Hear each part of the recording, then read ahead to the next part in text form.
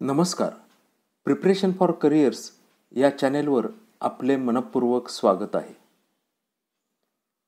Thorndike यांची अध्ययनविषयक उपपत्ती प्रयत्न आणि प्रमाद ट्रायल अँड एरर या नावाने ओळखली जाते. त्यांनी मांजरावर केलेल्या प्रयोगातून ही उपपत्ती मांडलेली आहे. या उपपत्तीनुसार प्राणी किंवा व्यक्ती जेव्हा एखादी नवीन गोष्ट शिकण्याचा प्रयत्न करते तेव्हा ती अनेक चुका करते आणि हळूहळू त्या चुकातून योग्य प्रतिसाद निवडायला शिकते. या उपपत्तीवर आधारित त्यांनी सांगितलेल्या मुख्य 3 नियमांविषयीची माहिती आपण या व्हिडिओतून घेणार आहोत. तरी या नियमांची माहिती होण्यासाठी आपण हा व्हिडिओ शेवटपर्यंत बघा. अशा प्रकारच्या उपयुक्त माहितीसाठी आपल्या या चॅनेलला लाईक व सबस्क्राईब करा व इतरांना शेअर करा. थॉर्नडाईक यांनी सांगितलेले मुख्य 3 नियम असे आहेत. पहिला नियम सज्जतेचा नियम लॉ ऑफ रेडीनेस, दुसरा नियम सरावाचा नियम लॉ ऑफ एक्सरसाइज आणि तिसरा नियम परिणामाचा नियम लॉ ऑफ इफेक्टिव्हनेस. पहिला नियम सज्जतेचा नियम.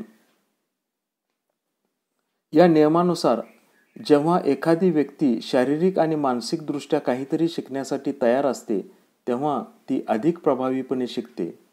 जर ती तयार नसेल तर शिकण्याची प्रक्रिया कठीण होते किंवा ती व्यक्ती शिकण्यास विरोध करते. उदाहरणार्थ, लहान मूल जेव्हा चालायला शिकण्यासाठी शारीरिकदृष्ट्या तयार होते तेव्हा ते सहज चालते.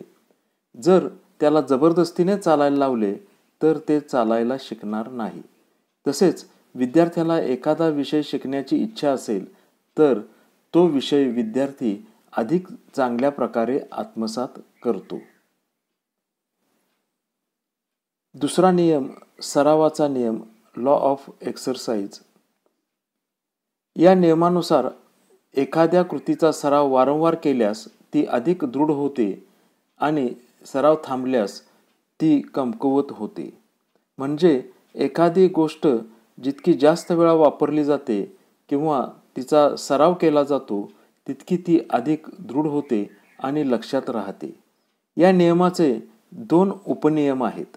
पहिला उपनियम उपयोगाचा नियम लॉ ऑफ यूज. यानुसार एखाद्या गोष्टीचा वारंवार सराव केल्यास ती अधिक मजबूत होते.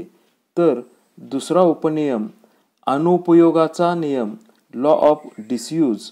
यानुसार एखाद्या गोष्टीचा सराव न केल्यास ती कमकुवत होते किंवा विसरली जाते.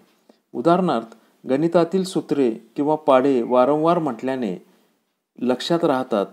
जर त्याचा सराव केला नाही तर ते विसरले जातात. सायकल चालवणे किंवा पोहणे यासारख्या कौशल्यांचा वारंवार सराव केल्याने ती अधिक चांगली येतात. तिसरा नियम परिणामाचा नियम लॉ ऑफ इफेक्ट.